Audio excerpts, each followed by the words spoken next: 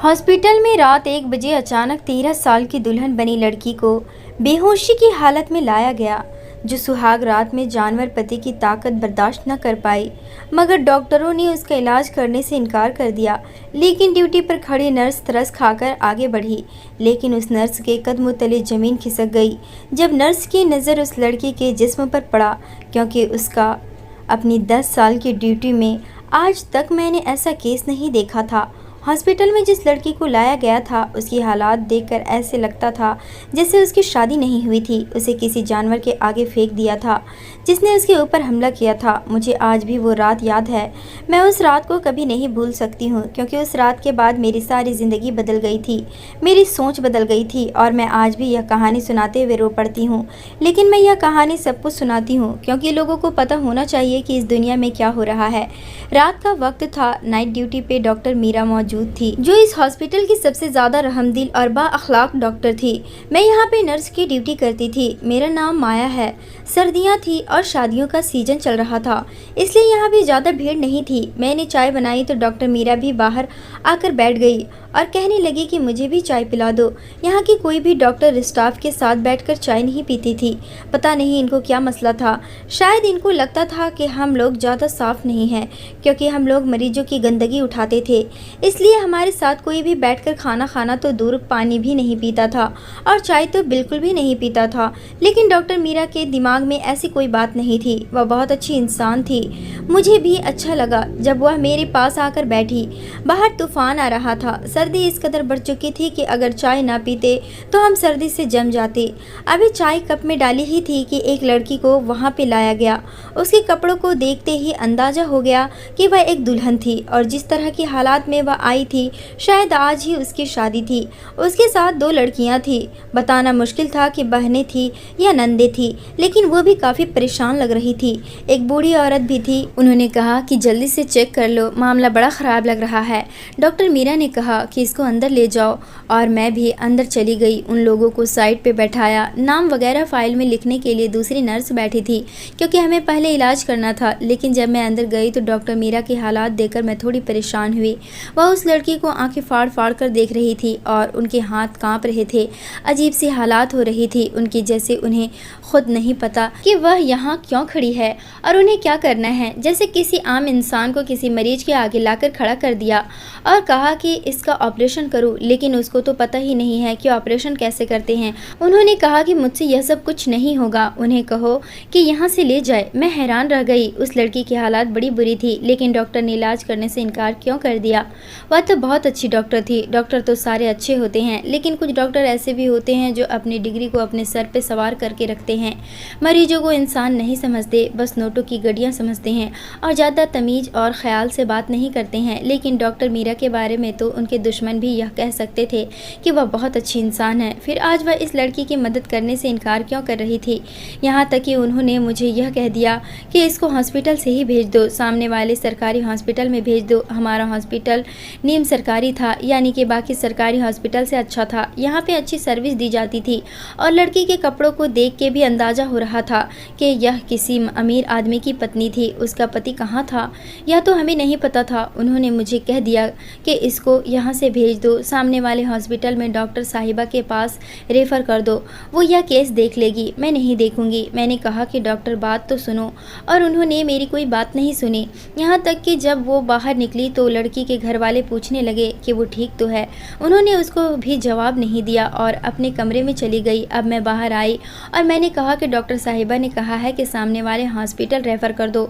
तो वो लोग हैरान रह गए कि ऐसे कैसे रेफ़र कर दे, वहीं से तो हम लोग आए हैं, वहाँ तो कोई डॉक्टर ही नहीं है। वहाँ कोई डॉक्टर साहिबा होती है जो आज छुट्टी पर है। आप हमारी मदद करें, मेहरबानी करें, लड़की के हालात को देखें। आप कुछ ना कुछ तो कर ही सकती हैं। बाहर तूफ़ान है, बारिश हो रही है, सर्दी का मौसम है, हम कहाँ जाएंगे। मैंने कहा कि अच्छा ठीक है, मैं आपकी मदद करती हूँ और जो मुझसे हो सकेगा मैं करने की कोशिश करूँगी। लेकिन जब मैं अंदर गई और मैंने उस लड़की की नब्ज़ चेक की और जब मेरी नज़र उसकी गर्दन की तरफ पड़ी तो मैं हैरान हो गई। वहाँ पर कुछ ऐसा था जो मैंने अपनी ज़िंदगी में कभी नहीं देखा था, लेकिन कुछ ऐसा हो सकता था जो शायद मैंने भी देखा हो। और हर औरत इस चीज़ को समझती हो, लेकिन यह मामला कुछ अलग सा लग रहा था। इस निशान का मतलब मैं नहीं समझी, लेकिन मुझे इस निशान से फिलहाल इतना मसला नहीं था। मुझे उसे होश में लाने के लिए कुछ करना था। मैंने उस लड़की को कपड़ों में आज़ाद करने की कोशिश की, क्योंकि उसके कपड़े भी ख़राब हो चुके थे। तो यह देख के हैरान रह गई कि उसका तो सारा, पता नहीं क्यों आज इस मरीज को देखकर मुझे एक दिन याद आ गया। अचानक से वो बात मेरे दिमाग में आ गई। हॉस्पिटल में डॉक्टर और नर्स की आपस में दोस्ती हो या ना हो, लेकिन एक दूसरे की खबर सबको हो जाती है। और हमारा हॉस्पिटल तो बहुत बड़ा था, यहाँ पर बहुत सारे लोग आते थे और सारे अच्छे लोग ही आते थे। गरीबों के लिए अलग कोटा था, अमीर लोग भी यहाँ पर आ जाया करते थे।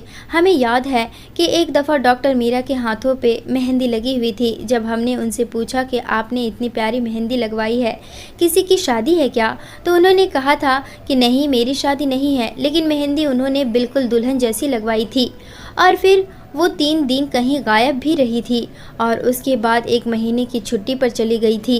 लेकिन जब वापस आई तो बिल्कुल भी पहले जैसी नहीं थी, बहुत चुपचाप और परेशान रहती थी। सब लोग कहते थे कि शायद उनकी ज़िंदगी में कुछ हुआ है, उनके कपड़े पहनने का अंदाज बदल गया था। यह बहुत छोटी सी बात थी, लेकिन अचानक से ऐसा हुआ था। वो अमीर ख़ानदान से थी, पर्दा नहीं करती थी और खुले गले भी पहन लेती थी, चुस्त कपड़े भी पहन लेती थी और उनके साथ अच्छे भी लगते थे। लेकिन जब से यह बात हुई थी तब से उन्होंने गले डाले कपड़े पहनने शुरू कर दिए थे और हिजाब करना शुरू कर दिया था। अचानक से किसी ऐसी लड़की का हिजाबी हो जाना अजीब ही लगता है। इंसान यही सोचता है कि शायद इसके पीछे कोई बहुत बड़ी वजह होगी जिसके बारे में हमें पता नहीं है, लेकिन हमने कभी उनके मामले में बोलने की कोशिश नहीं की। आज उनका इस तरह से एक मरीज को छोड़ के भाग जाना कुछ बहुत ही अजीब था। उस लड़की की हालात बड़ी अजीब सी थी, उसका चेहरा बिल्कुल पीला पड़ गया था।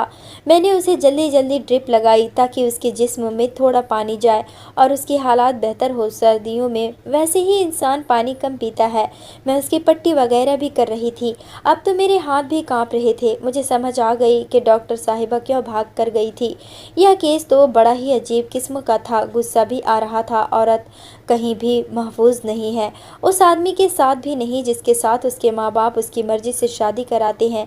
सारे रिश्तेदारों, दोस्तों और समाज के सामने उसे मर्द के हवाले करते हैं कि अब यह तुम्हारी पत्नी है। पत्नी का मतलब क्या है कि सारी ज़िंदगी तुमने इसकी हिफाजत करनी है। मर्दों को अगर ज़्यादा अकल और ज़्यादा मजबूत जिस्म दिया गया तो इसलिए कि वो दूसरे कमज़ोर की हिफाजत करे, ना कि इसलिए कि उस पर अपना रौब जमाए। लोग कहते हैं कि दोज़ख में औरतों की ज़्यादा होगी, लेकिन अब मुझे मामलात देखकर ऐसा लगने लगा है कि औरतों की नहीं, मर्दों की ही तादाद ज़्यादा होगी, क्योंकि जितना मर्द जुल्म कर रहे हैं औरतों पर और औरतें बर्दाश्त कर रही हैं, उतना औरतें तो किसी पर जुल्म नहीं कर रही हैं। अगर आपका पति बहुत ही ज़्यादा अच्छा हो और आप कहें कि नहीं, मेरा पति तो बहुत अच्छा है, तो वो भी कहीं ना कहीं किसी न किसी पॉइंट पर किसी न किसी हवाले से जालिम होता ही है, और जालिमों का मकाम तो नर्क ही है ना। मैं थोड़ी देर के लिए बाहर आई। मैंने उसके घर वालों को तसल्ली दी। मुझे अभी उनसे पूछना भी था कि मामला हुआ क्या है, ताकि मैं उस हिसाब से कुछ कर सकूं। जब मुझे एक नर्स ने कहा, तो क्या कर रही है? जिस मरीज को डॉक्टर ने रिजेक्ट कर दिया तो बैठ के उसका इलाज कर रही है। अगर उसको कुछ हो गया तो तेरा कैरियर यहीं पे ख़त्म हो जाएगा। मैंने कहा, मेरा कौन सा कैरियर है यार, मैं तो एक नर्स हूँ। मैं मदद नहीं करूँगी तो कौन करेगा? सामने वाली हॉस्पिटल में भी डॉक्टर नहीं है। डॉक्टर मीरा ने भी इनकार कर दिया, उठा के बाहर फेंक दें। उसने कहा, देख, मैं तेरे मामले में नहीं बोल रही, लेकिन तू गलत कर रही है। मैंने कहा, बस ठीक है, जो भी है मुझे करने दे। मैं उन लोगों के पास गई और मैंने कहा, यह क्या मामला है? आप लोग तो शक्ल से पढ़े लिखे लगते हैं। अगर लड़की की मर्जी नहीं थी या लड़का इस तरह का था तो आपको पहले देखना चाहिए था। अब आप उठा के यहाँ ले आए हैं। हालात उसकी बड़ी बुरी है। अगर कुछ हो गया तो हॉस्पिटल का भी नाम खराब होगा और मेरा भी। आप लोगों को नहीं पता आपने मुझे कितनी बड़ी मुश्किल में डाल दिया है। इसमें से एक लड़की आगे बढ़ी और उसने कहा, मैंने तो पहले ही इनको कहा था, लेकिन इन्होंने मेरी बात नहीं मानी। दूसरी लड़की ने उसको चुप करवा दिया। मैंने कहा, अब इसको क्यों चुप करवा रही हो? मुझे बताओ तो सही कि हुआ क्या है? वो कहने लगी, इस लड़की का नाम टीना है, वो नॉर्मल नहीं थी। मैंने कहा, क्या मतलब नॉर्मल नहीं थी? तो लड़की ने कहा, बात ऐसी है कि वो शादी से बहुत ज़्यादा डरती थी और शादी नहीं करना चाहती थी, क्योंकि हम लोग जो कुछ शादीशुदा कज़िनों को जानते हैं उन्होंने उन्होंने कुछ अजीबोगरीब बातें बता के डरा दिया था। पता नहीं वो डरती थी या शायद जिम्मेदारी नहीं लेना चाहती थी, खुद को परेशान नहीं करना चाहती थी, लेकिन उसके माँ बाप ने ज़बरदस्ती शादी करवा दी। लड़की का नाम विक्रम है, इस शहर का सबसे ज़्यादा अमीर इंसान है, इसलिए जब उसका रिश्ता आया तो घर वालों ने फ़ौरन हाँ कह दी और कहा कि शादी फ़ौरन से फ़ौरन हो जाए। लेकिन वो शादी नहीं करना चाहती थी, पर ज़बरदस्ती उसकी शादी करवाई गई। उसने कहा था कि मैं कभी भी इस शादी को दिल से कबूल नहीं करूंगी, लेकिन ऐसी बात नहीं थी कि हमें उनकी इन हरकतों के बारे में पता नहीं था। हम लोगों ने लड़के वालों से बात की थी कि लड़की थोड़ी सी मासूम है, तो उन्होंने कहा था कि हमारा बेटा बहुत अच्छा है, बहुत अच्छा इंसान है, सब कुछ ठीक हो जाएगा। आहिस्ता आहिस्ता एक दूसरे को समझने लगेंगे और शादी तो एक ओपन सीक्रेट होती है, सबको इसके बारे में पता होता है, सब एक दूसरे का साथ देंगे। लेकिन अब आपके सामने है सब कुछ। अब ये तो हमें नहीं पता कि बाकी के मामले क्या है, लेकिन उसका पति बहुत ही ज़्यादा गुस्से वाला है और वो भी रास्ते में था, हो सकता है अभी यहाँ पर पहुँचे। मैंने कहा अब इसका यहाँ पे क्या काम है, वो यहाँ पर आके क्या करेगा? अगर मेरे सामने आया तो मैं तो उसे 2-4 बातें सुना दूंगी, क्योंकि मुझे तो वैसे ही इन मर्दों पे गुस्सा आता था। यहाँ पे इस तरह के बहुत से मामले देखने को मिलते थे। औरत अंदर तकलीफ़ में होती थी, मर्द बाहर सो रहा होता था, मुझे देख देख के और साथ था। कभी कभी मैं बाहर आती थी तो पता चलता था कि मर्द वापस चला गया है और मैंने दवाई मंगवानी होती थी। ऐसे लोग बहुत तंग करते थे। मैं सोच रही थी कि एक दफ़ा डॉक्टर मीरा से कहूँगी कि आकर देख ले, लेकिन लगता नहीं था कि वो आती। अगर उनके चेक करना होता तो वो कर लेती। जब मैं बाहर आई तो मैंने देखा कि उन लड़कियों के साथ एक जवान खूबसूरत मर्द खड़ा था। टीना को देखा जाए तो वो इतनी ज़्यादा खूबसूरत तो नहीं थी, लेकिन वैसे दुबली पतली थी और अच्छी शक्ल सूरत भी थी। पर ये लड़का तो बिल्कुल किसी हीरो की तरह था। कहीं इस वजह से उसने इस लड़की पर जुल्म तो नहीं किया कि मैं बहुत ज़्यादा खूबसूरत और जवान मर्द हूँ। उसे अपने ऊपर बहुत घमंड था। उसका कद 6 फुट से भी ऊपर था, लेकिन फिर भी बुरा नहीं लग रहा था। बहुत ही हैंडसम और खूबसूरत था। जब मैं वहाँ पर गई तो वो मेरी तरफ बढ़ा और मैं थोड़ा सा घबरा भी गई। उसने कहा, कहाँ मेरी पत्नी? मैंने कहा, वो जहाँ भी है आप उससे अभी नहीं मिल सकते। आपको नहीं पता ये औरतों का हॉस्पिटल है। उसने गुस्से में कहा, मैं अपनी पत्नी से मिलना चाहता हूँ, जितने पैसे चाहिए मैं देने को तैयार हूँ। मैंने कहा, हर चीज़ पैसे से नहीं खरीदी जा सकती है जनाब। जिस जगह पर आपकी पत्नी को रखा गया है वहाँ और औरतें भी हैं। हम बाकी औरतों का पर्दा आपकी वजह से ख़राब नहीं करवा सकते। उसने कहा, आपने क्यों ऐसी जगह पे मेरी पत्नी को रखा है? उसे आप लोग रूम में क्यों नहीं शिफ्ट करते? मैंने कहा, अभी वो रूम में शिफ्ट करने के काबिल नहीं है, इसलिए वो वार्ड में है। वहाँ पर उसकी ज़्यादा अच्छी देखभाल हो जाएगी, क्योंकि आते जाते हर कोई उसको देख सकता है। अगर रूम में रख देंगे तो हर वक्त हम लोग रूम में खड़े नहीं रह सकते, फिर आप लोगों का आना जाना शुरू हो जाएगा। दिल तो मेरा कर रहा था कि बोल दूं, बड़ा आया तो फिक्र करने वाला, मेरी पत्नी कहाँ है, मेरी पत्नी किधर है? अब तुझे अपनी पत्नी की बड़ी फिक्र हो रही है। अगर मैं वहाँ और खड़ी रहती तो मेरे मुंह से कोई ना कोई बात निकल ही जाती, इसलिए मैं वहाँ से चली गई। मेरी दोस्त ने कहा, अब इसका पति भी आ गया है और ये वाकई बड़ा अमीर आदमी है। उसके घर की कहानी है। अब तू एक बात मान के इस मामले से निकल जा, क्योंकि अगर इस लड़की को कुछ हो गया तो सारा मतलब तेरे ऊपर गिर जाएगा। मैंने कहा, लड़की की हालात तो बहुत बुरी है, डॉक्टर मीरा से बात करती हूँ। डॉक्टर मीरा से बात करने का इरादा कर लिया। अब वही मुझे बचा सकती थी। मैं वाकई फंस गई थी। मुझे लगता था कि बस थोड़ी बहुत दवाई दे गई तो ठीक हो जाएगी, लेकिन ये लड़की होश में नहीं आ रही थी और उसका पति बाहर खड़ा होकर पता नहीं किस किस को फ़ोन कर रहा था, कैसे कैसे लोगों को बुला रहा था कि मेरे मरीज को आके देख लो, मेरी पत्नी है, इसकी हालात ठीक नहीं है, हॉस्पिटल वालों के पास है, इधर आ जाओ। ऐसे में मामला ख़राब हो जाता और फिर डॉक्टर मीरा को भी जवाब देना पड़ता।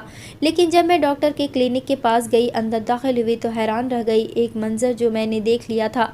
डॉक्टर हिजाब उतार के बैठी थी, लेकिन मुझे देखते ही उन्होंने अपना हिजाब फ़ौरन ठीक कर लिया। लेकिन मेरी नज़र उस चीज़ पर पड़ चुकी थी जो मैं देखना चाहती थी। उन्हें पता था कि मैं हूँ, इसलिए वो ज़्यादा घबराई नहीं और फ़ौरन से हिजाब कर लिया। मैंने कहा, वो मामला तो ख़राब हो गया, उसका पति भी आ गया है। ये सुनकर वो हैरान रह गई। मैंने कहा, मुझे नहीं पता कि क्या करती हो और क्या नहीं, मैं यहाँ से जा रही हूँ, मुझे ज़रूरी काम है। उन्होंने कहा, तुम मुझे छोड़कर नहीं जा सकती और अभी तो आपकी ड्यूटी है, आप कैसे जा सकती हैं? वो बैठ गई थी। उनकी ड्यूटी तो थी, क्यों तुमने इस लड़की को यहाँ पे रोका? मैं सोच भी नहीं सकती थी कि तुम मेरे लिए इतनी बड़ी मुसीबत खड़ी कर दोगी। मैंने कहा, इससे ज़्यादा क्रिटिकल मरीज आते हैं हमारे पास, आप इनका इलाज कर दें और उनको कहें कि घर ले जाएं। समय लड़की को होश आ जाएगा तो वो ले जाएंगे। वो कहने लगी, मैं नहीं कर सकती इसका इलाज, और अब तो मैं बिल्कुल भी नहीं कर सकती हूँ। उन्होंने शब्द अब पर जोर दिया तो मैं वैसे ही समझ चुकी थी कि बात क्या है। मैंने कहा, ठीक है, मैं जाकर उनको कहती हूँ कि इसको कहीं और ले जाए। मैं उस लड़की के कमरे में चली गई और उसकी गर्दन के ऊपर से बाल हटाकर एक निशान की तरफ देखा। बिल्कुल ऐसा ही निशान डॉक्टर की गर्दन पर भी था, और यह निशान किसी चोट या किसी चीज़ का नहीं बल्कि कुछ और ही था। क्या मतलब था इसका?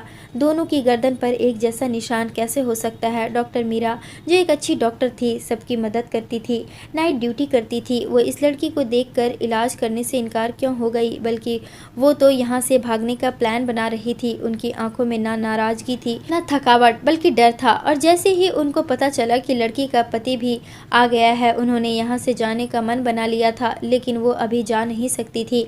उनकी ड्यूटी का वक्त बाकी था। जब मैं उनके कमरे में गई तो वो अपना दुपट्टा उतार कर उसी निशान पर हाथ लगा रही थी, जैसे किसी पुरानी याद को याद करके परेशान हो रही हो। मुझे देखते ही उन्होंने तुरंत छुपा लिया। इसी निशान की वजह से उन्होंने हिजाब पहनना शुरू किया था, क्योंकि ये निशान बहुत बड़ा था और देखने से साफ पता चलता था कि किस चीज़ का है। ऐसे निशान को आप सरेआम नहीं दिखा सकते थे, वरना लोग आपके सवाल करने से पहले ही जवाब जान जाते कि निशान किस चीज़ का है। शायद इसी वजह से उन्होंने दुपट्टा पहनना शुरू किया था, सिर्फ इस निशान को छुपाने के लिए, और कोई दूसरा मकसद नहीं था उनकी हिजाब का। लेकिन अब मैं क्या करती? मैं दोबारा उस लड़की के पास गई और मैंने उसके घर वालों से कहा कि आप इसे यहाँ से ले जाएं, क्योंकि इसे होश नहीं आया। उन्होंने कहा कि हाँ, हम इसे ले जाएंगे, हम लोगों ने एम्बुलेंस मंगाई है, वो बस अभी आती होगी। इसके लिए एक ख़ास किस्म की एम्बुलेंस मंगाई गई थी, जिसमें क्रिटिकल मरीजों को ले जाया जाता था, जिसमें ऑक्सीजन भी थी और हर तरह का इंतज़ाम था। वो लड़की जो टीना के साथ आई थी और मुझे बड़ी चढ़कर सारी बातें बता रही थी। मैंने उसे कहा कि ज़रा इस तरफ आना, मुझे इससे एक बात करनी है। और जब वो वहाँ आई तो मैंने कहा, तुम क्या लगती हो इस लड़की की? उसने कहा, ये मेरी बड़ी बहन है और जो बाहर बैठा है वो मेरा बहनोई है।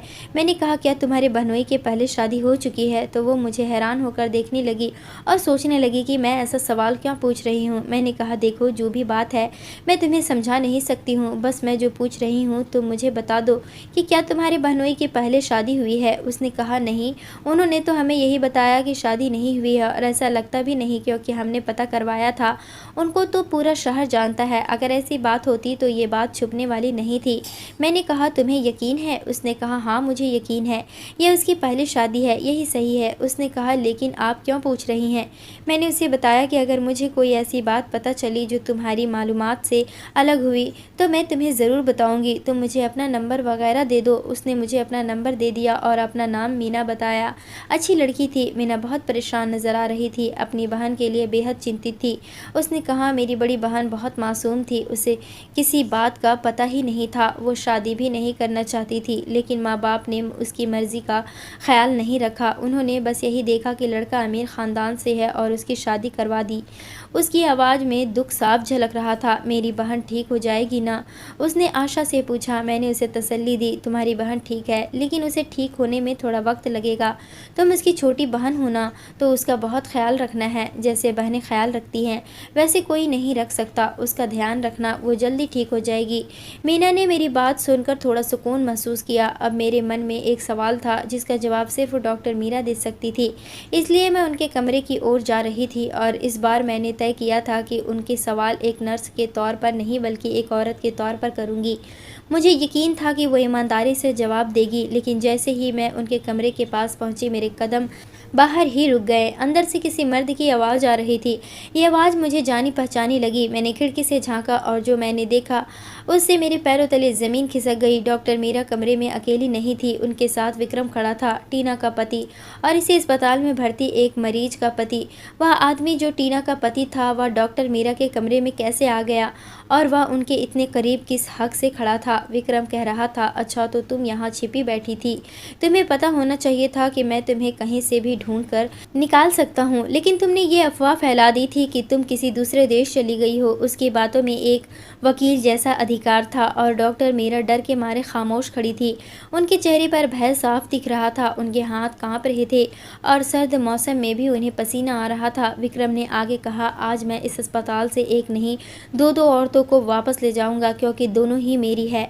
ये बात सुनकर मैं हैरान रह गई। मुझे कुछ समझ में नहीं आ रहा था। विक्रम ने हुक्म देते हुए कहा, अब जाओ और उस लड़की का इलाज करो, आखिर वो भी तुम्हारी कुछ लगती है। डॉक्टर मीरा ने बेबाकी से जवाब दिया, मैं कभी उस लड़की का इलाज नहीं करूंगी। अच्छा होगा कि वो इस दुनिया से चली जाए। ऐसा नहीं है कि मुझे उससे जलन हो रही है, बल्कि इसलिए कि अगर वो तुम्हारे साथ रहेगी तो बस दुख ही झेलेगी। उन्होंने आगे कहा, उससे अच्छा तो यही होगा कि वो मर जाए, ताकि उसकी मुसीबत ख़त्म हो जाए। विक्रम ने गुस्से से कहा, तो तुमने अब तक उसका इलाज नहीं किया, उसे नर्सों के हवाले कर दिया, और वो पागल नर्स जो मुझे पहले ही अजीब लगती है। ये बात सुनकर मुझे एहसास हुआ कि शायद वो मेरे बारे में बात कर रहा था।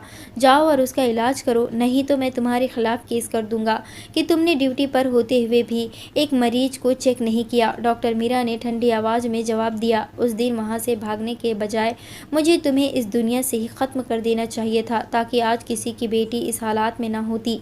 ये मेरी गलती थी, मेरी वजह से वो लड़की इस हालात में पहुंची है। तुमने इतनी जल्दी दूसरी लड़की ढूंढकर उससे शादी कर ली। हाँ, जाहिर है अकेले तो नहीं रह सकते थे ना तुम। अब उनकी बातें मुझे धीरे धीरे समझ में आ रही थी। विक्रम ने फिर कहा, जाओ और उसका इलाज करो, ज़्यादा बातें मत बनाओ। और मेरी तरफ क्यों नहीं देख रही हो? ये वही चेहरा है जिसके पीछे तुम पागल हो गई थी, और एक हफ्ते में ही तुमने शादी करने का इरादा कर लिया था। डॉक्टर मीरा ने कड़वाहट से कहा, हाँ, मेरा दिमाग ख़राब हो गया था। कभी कभी इंसान की अक्ल पर पत्थर पड़ जाते हैं जब उसका बुरा वक्त आने वाला होता है, लेकिन इसका मतलब ये नहीं है कि अब भी मेरी अक्ल पर वही पत्थर पड़े हैं। वो मैं ख़त्म कर दूंगी। अगर मैं तुम्हारे सामने आकर रिश्ता ख़त्म करने की कोशिश करती तो तुम कभी ऐसा करने नहीं देते, लेकिन अब मैं कुछ भी करके इस सिलसिले को ख़त्म करके ही दम लूँगी, क्योंकि अब तुम्हारे साथ मेरा कोई गुजारा नहीं है। और ख़बरदार जो दोबारा यहाँ पर आए। तुम्हारी हिम्मत कैसे हुई यहाँ पर आने की? एक ऑन ड्यूटी डॉक्टर के कमरे में बिना पूछे तुम नहीं आ सकते। इस बात पर विक्रम हंसने लगा। मुझे इसकी मुस्कुराहट की समझ नहीं आ रही थी कि वो क्यों हंस रहा था। उसका जवाब उसने यह दिया, अच्छा ठीक है, फिर मेरी शिकायत कर दो। लेकिन क्या शिकायत करोगी तुम? कि मैं अपनी ड्यूटी पर थी, रात का वक्त था, अकेली खड़ी थी, बहुत ज़्यादा खूबसूरत लग रही थी, बाहर बारिश हो रही थी, और मेरा पति मेरे कमरे में आ गया। जैसे ही विक्रम ने यह कहा, मेरे कदम के नीचे से ज़मीन निकल गई। क्या यह डॉक्टर मीरा का पति था? इसका मतलब कि डॉक्टर मीरा ने शादी की थी, लेकिन किसी को बताया नहीं था, और झूठ बोला था। वो मेहंदी शादी की ही मेहंदी थी, और 1 महीने के लिए वो गायब भी हुई थी, और उसके बाद वो हिजाब करने लगी थी। शायद अपना हुलिये बदल लिया था ताकि किसी की पहचान में न आए, और यह शख्स उन्हें ढूंढ रहा था। और न सिर्फ इतना, बल्कि मामला यहाँ तक भी था कि डॉक्टर मीरा अभी तक इसके निकाह में थी। तभी तो यह कह रहा था कि मैं तुम्हारा शौहर हूँ। अब तो मुझे डॉक्टर मीरा पे रहम आने लगा, और मैं उनकी मदद करना चाहती थी, लेकिन वो अंदर ही खड़ा था। थोड़ी देर वो और लड़ते झगड़ते रहे, पुरानी बातें याद करते रहे। उनकी बातों से लग रहा था कि उनके ताल्लुकात बहुत ही बुरे गुजरे थे। शायद ज़्यादा वक्त नहीं गुजरा था एक दूसरे के साथ, लेकिन बहुत जल्द ही एक दूसरे को पहचान लिया था, इसलिए अलग होने का फैसला किया था। वो वहाँ से निकल गया तो डॉक्टर मीरा ज़मीन पे बैठ गई और फूट फूट के रोने लगी। मैं अंदर गई तो मुझे देखकर अपने आंसू छुपाने लगी। मैंने कहा, डॉक्टर साहिबा, मैंने सब कुछ सुन लिया है, आप परेशान नहीं हो। मैंने गिलास में पानी डाल के उनकी तरफ बढ़ाया और उनको कहा, हिम्मत करे, हौसला रखे, सब कुछ ठीक हो जाएगा। उन्होंने कहा, क्या हिम्मत करूँ, क्या हौसला करूँ, कैसे सब कुछ ठीक होगा? इस आदमी को देखो, इसने पहले मेरी ज़िंदगी बर्बाद की और अब इस लड़की की ज़िंदगी को भी बर्बाद कर रहा है। मैंने कहा कि अगर आप इसके साथ नहीं रहना चाहती थी तो आपने इस पे खुला का दावा क्यों नहीं किया, तलाक क्यों नहीं ली इससे? वो कहने लगी कि इसके पास बहुत दूर तक की पहुंच है। अगर मैं ऐसा करती तो यह मेरा डॉक्टर का लाइसेंस भी कैंसिल करवा देता। मैं बुरी तरह फंस जाती। एक गलत फैसले की वजह से मुझे अपना कैरियर भी ख़त्म करना पड़ता। इसलिए मैंने खामोशी में ही भलाई समझी और चुपचाप गायब हो गई। अपना हुलिया बदल लिया और शहर की नौकरी छोड़ के यहाँ पर आके नौकरी करने लगी। लेकिन मुझे क्या पता था कि इतनी जल्दी यह किसी और लड़की से शादी कर लेगा और इसकी हालात भी ऐसी ही कर देगा। मैंने कहा कि क्या मतलब इसकी हालात भी ऐसी? क्या आपके साथ भी? अंदाज़ा तो मुझे हो गया था। डॉक्टर मीरा ने सर झुका लिया। उन्होंने कहा कि हाँ, जब हम लोग मिले थे तो मुझे नहीं पता था कि यह इस तरह का इंसान है। मैंने भी इसकी शक्ल और इसकी बातें देखी थी। यह बहुत तमीज़ से बोलता था, बहुत ही इज़्ज़तदार किस्म का इंसान लगता था, अमीर भी था और ख़ूबसूरत भी। और जब भी औरत कहती है कि इसके साथ बुरा हुआ तो वह खूबसूरती के हाथों ही धोखा खाती आती है। मैं भी इसकी खूबसूरती पर मर मिटती थी। खूबसूरत मर्द बड़ी मुश्किल से मिलता है और खूबसूरत मर्द किसी भी औरत को बुरा नहीं लगता, जैसे किसी खूबसूरत मर्द को खूबसूरत औरत बुरी नहीं लगती। मैं इसकी आंखों के भंवर में खो गई थी और मैंने सोच लिया था कि मैं इसके लिए कुछ भी करने को तैयार हो जाऊंगी और हम अपनी सारी ज़िंदगी एक साथ गुजारेंगे। बस यह एक जल्दबाजी का फैसला था और हम लोगों ने एक हफ्ते की जान पहचान के बाद ही निकाह कर लिया था। मैं बहुत अच्छे से दुल्हन बनी थी, बहुत खूबसूरत लग रही थी। यह मुझे अपने घर ले गया था। उस वक्त इसका घर शहर में होता था। इसने कहा था कि मैंने अपनी माँ बाप को नहीं बताया, लेकिन जब उनको पता चलेगा कि तुम एक डॉक्टर हो और इतनी खूबसूरत हो तो वो बिल्कुल भी बुरा नहीं मानेंगे। शायद इस बात पे गुस्सा करेंगे कि शादी इतनी जल्दी में क्यों की, लेकिन मैं तुमसे दूर नहीं रह सकता था। मुझे ऐसा लग रहा था कि मेरी ज़िंदगी में सब कुछ ठीक है, कोई मसला ही नहीं है और जो छोटे छोटे मसले हैं वो भी ठीक हो जाएंगे। लेकिन जब मैं अपने कमरे में दुल्हन बनी बैठी थी और यह मेरे कमरे में आया तो मुझे पता चला कि मेरी ज़िंदगी के मसले तो अब शुरू हुए हैं, क्योंकि वो मेरी ज़िंदगी का सबसे बुरा दिन था और उसके बाद मेरी पूरी ज़िंदगी बदल गई थी। बस उसके बाद मेरे चेहरे पे कभी खुशी नहीं आई। पहले पहले यह मेरे साथ बिल्कुल ठीक था, लेकिन अचानक से जैसे कोई दौरा पड़ गया और उसने मेरे साथ यह सब कुछ किया और मेरा यह हाल हो गया।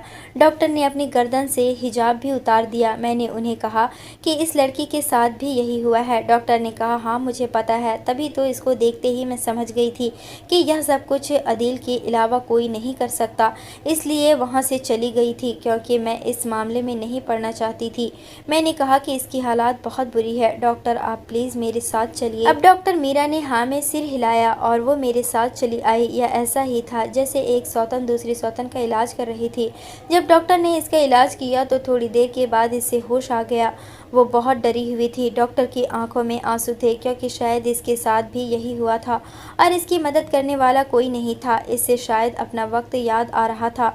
उसने लड़की को सब कुछ बता दिया। वो लड़की कहने लगी मैं तो इससे शादी नहीं करना चाहती थी। मम्मी पापा को ही किसी ने बताया था कि इसने पहले किसी लड़की से शादी की और वो एक डॉक्टर थी और इसके पास नहीं टिक पाई और भाग गई। मैं यही सोच रही थी कि जब एक डॉक्टर, एक समझदार इंसान ने भी इसके साथ रहना गवारा नहीं किया तो मेरे मम्मी पापा मेरी शादी क्यों कर रहे हैं। मैं तो पहले से ही इस रिश्ते से निकलना चाहती थी। मुझे बचा लो, मैं इनके साथ नहीं रहना चाहती। कितनी अजीब सी बात थी ना कि इस आदमी की जो पत्नियां थी दोनों ही खूबसूरत और काबिल थी। यह लड़की भी सॉफ्टवेयर इंजीनियर थी।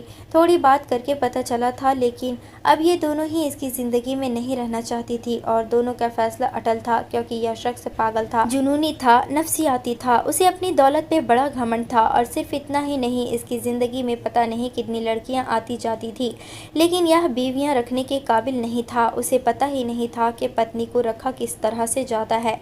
डॉक्टर ने इस लड़की को अंदर बुलाया और उसे भी सारी बात बता दी और कहा कि अपने मम्मी पापा से कहो कि अगर वो अपनी बेटी की जान बचाना चाहते हैं तो उसे चुपचाप लेके यहाँ से चली जाए। लेकिन उन्होंने ऐसा नहीं किया। फिर वो लोग वहाँ से चले गए। कुछ वक्त के बाद यह खबर गड़बड़ करने लगी कि इस लड़की ने इस आदमी से ले लिया है, उसने केस किया है और खुला हो गई। डॉक्टर साहिबा को जब यह बात पता चली तो उनका रद्द अमल नॉर्मल था। मैंने कहा कि अब आप भी खुला ले लें। जब इस लड़की को हो सकती है तो इसका मतलब कि आपकी भी हो सकती है। आप भी अपनी जान छुड़ा ले और साथ में इस नफसियाती मरीज से। लेकिन इस बात का डॉक्टर ने कोई जवाब नहीं दिया। मैं बड़ी परेशान हुई और हैरान भी कि आखिर बात क्या है, डॉक्टर साहिबा जवाब क्यों नहीं दे रही है। मैंने कहा कि डॉक्टर साहिबा परेशान नहीं हो, मैं हूँ ना आपके साथ, आपको परेशान होने की ज़रूरत नहीं है, सब कुछ ठीक हो जाएगा। देखिए इस लड़की ने भी तो हिम्मत की है, वो तो आपसे भी ज़्यादा कम उम्र थी और कितनी डरी हुई थी, लेकिन फिर भी उसने इतनी हिम्मत की।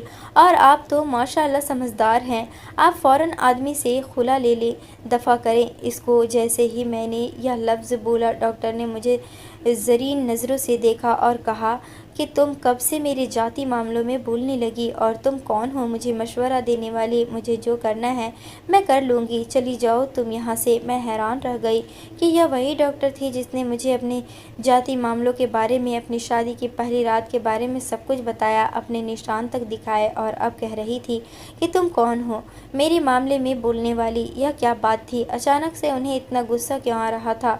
जब मैंने 2 दफ़ा कहा कि इस आदमी से अलग हो जाओ तो उन्हें इतना गुस्सा गुस्सा किस बात का आया था जो ये मुझे इस तरह से डांट रही थी और बुरी तरह से घूर रही थी। मैंने कहा कि मैं तो आपके फ़ायदे की बात कर रही हूँ।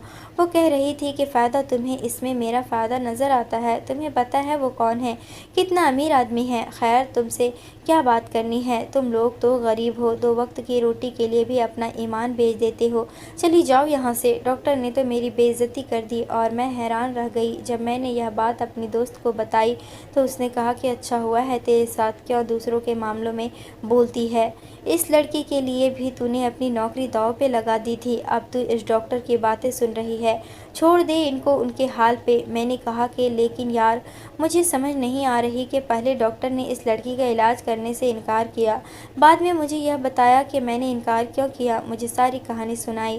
कहती है कि मैं इसके साथ नहीं रहना चाहती, यह बुरा आदमी है। और अब जब वो लड़की इस आदमी की ज़िंदगी से निकल गई है और यह फिर से इसकी पहली और अकेली पत्नी बन गई है, तो अब यह कह रही है कि मेरी मर्जी में जो मर्जी करूं। यह क्या बात हुई? यह मामला मुझे समझ नहीं आ रहा। मेरी दोस्त ने कहा कि हमें समझ के करना भी न क्या है, छोड़ दे उनको उनके हाल पे, जो करते हैं करते रहें।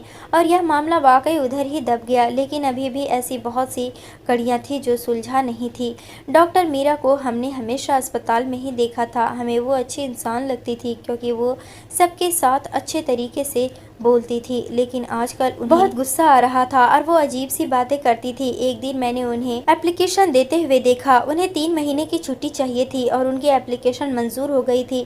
जब वो वहाँ से निकल रही थी तो मैंने कहा, डॉक्टर साहिबा खैरियत है, आपने इतनी लंबी छुट्टी ले ली, अब तो 1 दिन की छुट्टी नहीं करती। मैं उनसे फिर भी इज्जत से पेश आने की कोशिश कर रही थी, बुरा बर्ताव नहीं करना चाहती थी। उन्होंने कहा, तुम्हें इससे क्या? मैंने कहा, आपको क्या हो गया है? अचानक से आप मेरे लिए इतना बुरा क्यों सोचने लगी हैं? आपने तो मुझे अपने दिल की हर बात बताई थी। वो कहने लगी, हाँ बताई थी अपने दिल की हर बात, लेकिन तुम्हें यह हक नहीं दिया था कि तुम मेरे मामलों में बोलो। अपने काम से काम रखो, मेरी मर्जी, मैं जो मर्जी करूँ। तुम्हें समझ नहीं आ रहा कि मैं तुम्हें अपने पर्सनल मामलों के बारे में नहीं बताना चाहती हूँ। तुम क्यों मेरे पीछे पड़ रही हो? तजासुस हो रहा है तुम्हें और कुछ करने को नहीं है तुम्हारे पास, खाली दिमाग शैतान का घर होता है। वो वाला मामला तो नहीं हो रहा कहीं तुम्हारे साथ? उन्होंने तो मेरी अच्छी खासी बेइज्जती कर दी। अब मैं चुप हो गई। मैंने कहा, माफ़ करना, मैं आए दे आपके किसी मामले में नहीं बोलूँगी। मैं यह कैसे भूल सकती थी कि वो यहाँ की गायनोकोलॉजी वार्ड की इंचार्ज डॉक्टर थी और मैं एक मामूली सी जनरल वार्ड की इंचार्ज नर्स थी।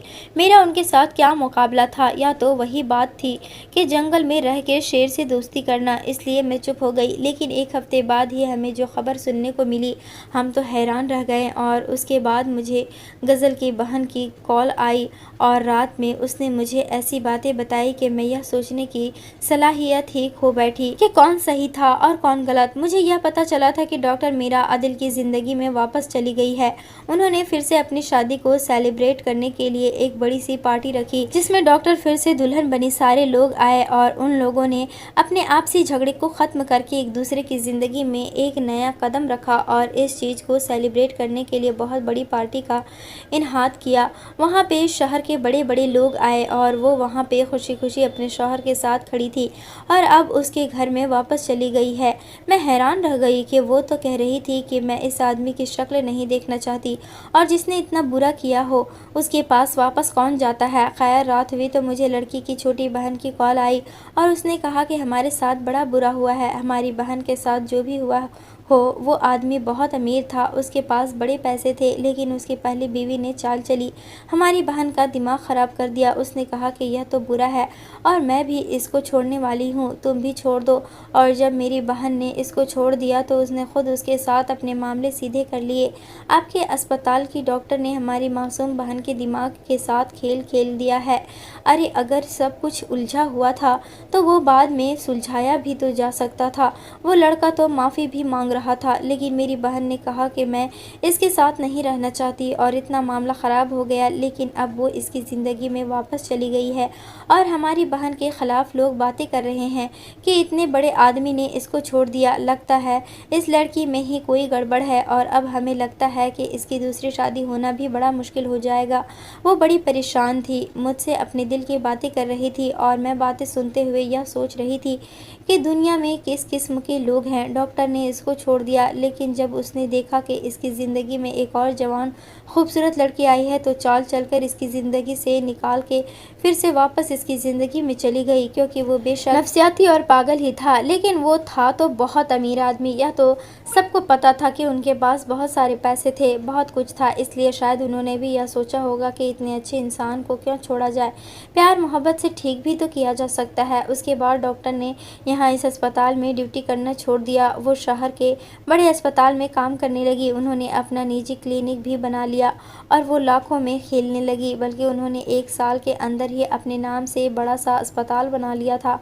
सुनने में आया था कि इसका सारा खर्चा उनके पति ने किया था। अब वो वहाँ पर लाखों करोड़ों रुपए कमा रही थी और हम लोग वहीं के वहीं खड़े थे, जो बिल्कुल बिना वजह ये सब के लिए परेशान हो रहे थे। सबके लिए मेरे दिल में दर्द था, लेकिन मेरे साथ किसी ने भी अच्छा नहीं किया, क्योंकि जब मैं इस अस्पताल में नौकरी के लिए गई कि चलो प्राइवेट अस्पताल में नौकरी मिलेगी तो शायद ज़्यादा पैसे मिल जाएंगे, डॉक्टर ने मुझे नौकरी पर रखने से इनकार कर दिया, क्योंकि मैं उनके राज के बारे में सब कुछ जानती थी। उन्होंने मेरा साथ नहीं दिया। आप लोग बताइए कि इस कहानी में आप लोगों ने क्या सीखा? मैंने तो यही सीखा कि बिना वजह किसी के मामले में नहीं पड़ना चाहिए और यहाँ पर कोई किसी का नहीं है। दोस्तों, उम्मीद करती हूँ आपको हमारी कहानी पसंद आई होगी।